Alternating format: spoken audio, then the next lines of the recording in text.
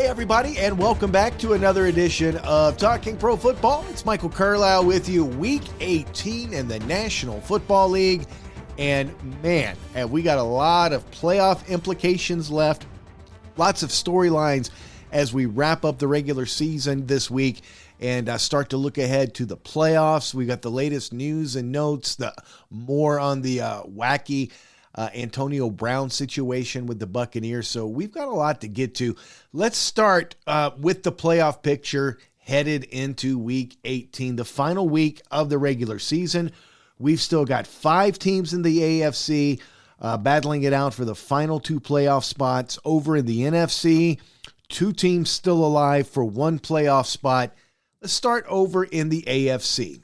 As we sit right now, your top 4 seeds would be the Titans, the Chiefs, the Bengals, and the Bills.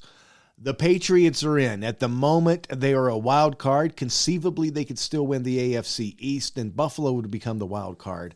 But Buffalo, your 5th seed right now.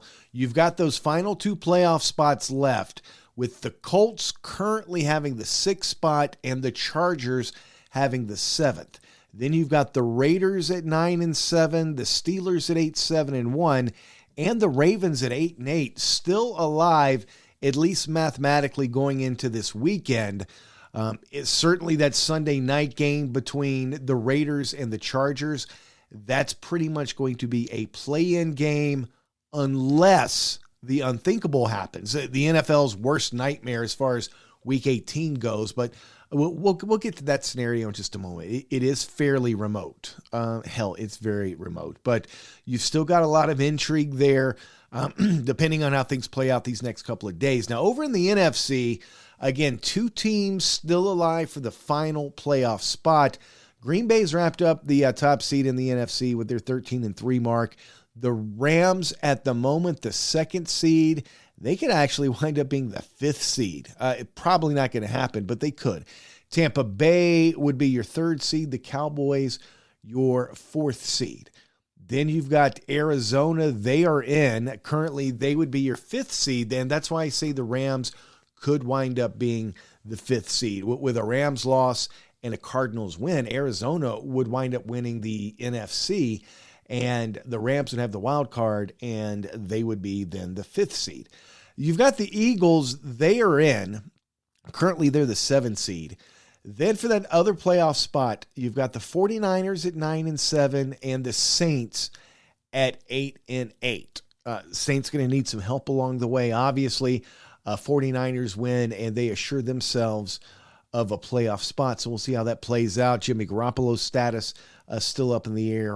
More on that in just a moment when we get to news and notes. But we've got a lot of intrigue headed into Week 18. There's no doubt about that. Before we take a look at these games, let's look at the latest news and notes as we get ready to head into Week 18 in the National Football League. And we'll start with the latest on Antonio Brown and the Tampa Bay Buccaneers. Brown walked off the field in the 3rd quarter of Sunday's win against the Jets after taking off his jersey, his shoulder pads, his undershirt, threw some equipment in the stands, went out on the field while the teams were playing, went into the end zone, gave the old Richard Nixon peace signs as he walked out the door, walked off the field and into the tunnel and away from the Buccaneers forever. After the game, Bruce Arians made it clear Antonio Brown no longer a Buck. Here's the thing. As we record this, he's still a Buck. Now, I have no doubts he will never play for them again, that this relationship is over, but it is yet to become official, him being released. I would assume the Buccaneers are trying to figure out the best way to do this, and it costs them the least amount of money and some procedures also that they have to follow because of injury situation with Antonio Brown, and that's going to play big into the statement he released on Wednesday night here in just a moment. But regardless of what was said about his status on Sunday, and Bruce Arians making it clear that injury wasn't the reason that Antonio Brown was out of the game or refused to go back in, Brown's got a different story, but it is known that he did have an ankle injury. He had missed several games before being suspended for faking his COVID vaccination card. With that ankle injury, he had played the week before, but did tweak that ankle again. So there's no disputing the fact that there was an injury there. The dispute is why he came out of the game on Sunday and why he wouldn't go back in. So on Wednesday, Antonio Brown released a statement saying in part that he was forced to play in Sunday's game on an injured ankle that's going to require surgery. It was hurting too bad. He came out of the game and said he couldn't make football plays on that ankle, and that's why he didn't go in. That's something that Bruce Arians has disputed. It will be interesting to see how this plays out. Unfortunately for Antonio Brown, and if I wind up being wrong here, I'll admit it, I'll apologize. But I think you got to look at this situation and you lean into what the Tampa Bay Buccaneers are saying a little more, just based on Buccaneers' track record versus Antonio Brown's track record, right? Again, no real secret here that there was an ankle injury, but he had been back playing. He had played a little over a half of football. Now, look, he could have tweaked it again, could have stiffened up at halftime, but there does seem to be quite the difference of opinion between his version of the story and the Tampa Bay Buccaneers version of the story. So we're going to have to see how all this plays out. Tennessee Titans on Wednesday. They designate running back Derrick Henry to return from the injury list. He is back at practice now. I don't know 100% sure what that's going to mean for this weekend and the Titans. I don't know that you push it if you have any concerns at all, but we are right in the timeline that the Titans had set up when the injury occurred as far as recovery. And the plan all along was to hopefully get him back in time for the playoffs.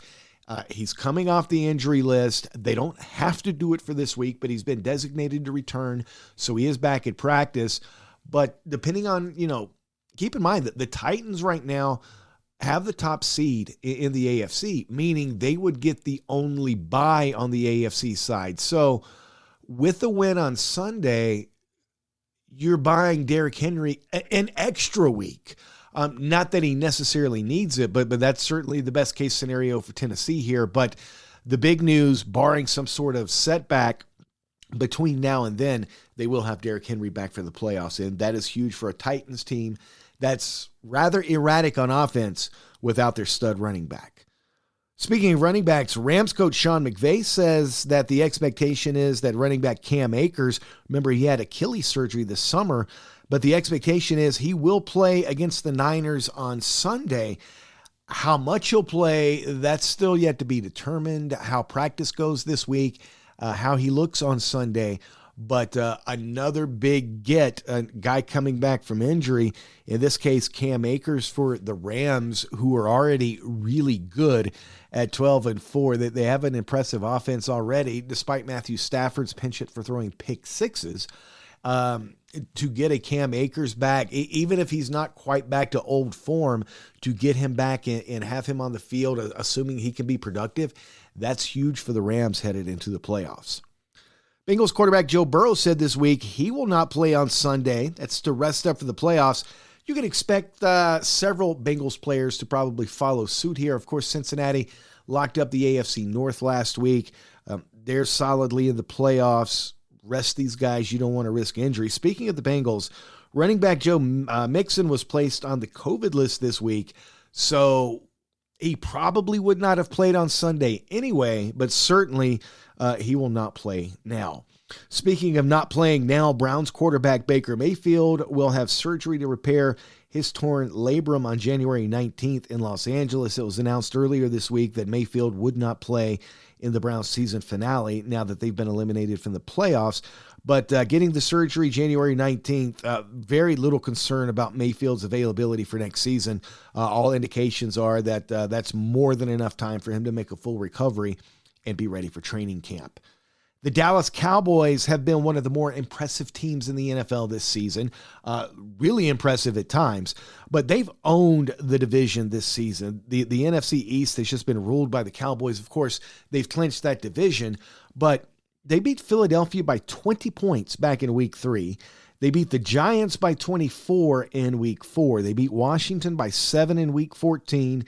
The Giants by 15 in week 15. And then they beat Washington again, this time by 42 in week 16. That's a 21.6 point per game differential. That's the highest any team has had in division games since 2007. So not only did they win that division and win it fairly handily, they beat the crap out of those teams in all except for the first Washington game, which they had gotten a big lead early, and then Washington came back and made it close late. But huge wins in all those other games, and they'll finish up the season with another division matchup on the road at Philadelphia on Sunday. So they've got a chance, or actually on Saturday, excuse me, but they've got a chance to do it again. Speaking of the Cowboys, linebacker Micah Parsons placed on the COVID list this week. He is almost certain to be out on Saturday. Kansas City Chiefs are rolling. They locked up their 6th straight division title last week. That's not the record for the most consecutive division titles, though. That honor would go to the New England Patriots. Remember, from 2009 to 2019, they won 11 straight divisions. I said in the last episode, look, don't panic on Trevor Lawrence just yet. This has been a rough year for the Jacksonville Jaguars. He doesn't have many weapons around him. He doesn't have a lot of protection. Yes, he struggled, but it would be hard for any quarterback, regardless of your tenure in the league, regardless of your talent, to have a lot of success with the Jaguars based on how they are currently set up. His coach was also fired during the season. I still believe that, but we got to look at this from both sides, and doing a little research, and this is not going to make Jacksonville Jaguar fans happy, so I apologize to the both of you now. But looking at Trevor Lawrence's stats in his rookie season this year versus the rookie season of another highly touted quarterback that didn't really pan out the way they had hoped, Blake Bortles, and they're nearly identical. Now, yes, Lawrence still has one more game to go this weekend, but looking at these stats, both these guys' rookie year, Trevor Lawrence has thrown 10 touchdown passes, Blake Bortles threw 11. Both players have 17 interceptions on their rookie seasons. Lawrence, again, still has one game left. Quarterback rating, Trevor Lawrence currently has a quarterback rating of 69.6. Blake Bortles' quarterback rating his rookie year, 69.5. Completion percentage, Lawrence has completed 58.9% of his passes with one game left in his rookie season. Blake Bortles' rookie year, 58.9% completion rate. Yep, identical. Yards per attempt, Trevor Lawrence this season with one game to go, 6 yards per attempt. Blake Bortles in his rookie season, 6.1. If I look again, I wouldn't read too much into it, but if I'm a Jaguars fan who's already questioning Trevor Lawrence, this does not make me feel better. Not in the least. Okay, let's get to it. The final week of the regular season in the National Football League, Week 18. We've still got some playoff stuff to figure out. No Thursday night game this week, no Monday night game this week, but we do get a pair of games on Saturday, and that's where we'll start the early game in Denver. The Broncos, 10-point underdogs against the Chiefs. Broncos this week put Teddy Bridgewater on the injured list, so just another nail in the coffin of another long season for the Broncos. Now, the Chiefs theoretically could still get home field advantage, so they've got a little to play for. Now, they got to have some help along the way. The Titans are going to have to lose on Sunday, but the Chiefs can't put a little pressure on Tennessee going into their season finale if KC can pick up the win here on Saturday afternoon against the Broncos. Again, they're big favorites. Even if Kansas City at some point decides to maybe sit Mahomes, sit Kelsey, sit some others, they're going to jump out to a lead early here. And yeah, they've had some issues at times offensively this year, but the Broncos are limping into the end of the year, and Kansas City, regardless of whether they can snag that top spot or not, they still want to go out and get the win, and I think they do so, and they do it pretty easily. The other Saturday game, This will be on NFL Network. The Eagles at home, 2.5-point underdogs to the Dallas Cowboys. Now, both these teams have clinched playoff spots. The Cowboys have won the